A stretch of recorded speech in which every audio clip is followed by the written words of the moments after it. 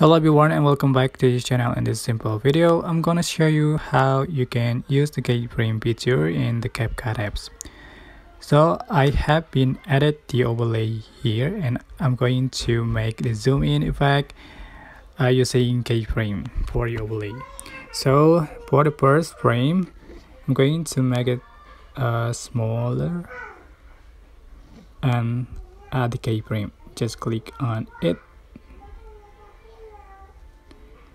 And for the last frame, you can click the keyframe again and you can just for the scale like this, put your fingers.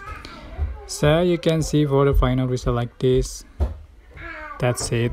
So it's super simple.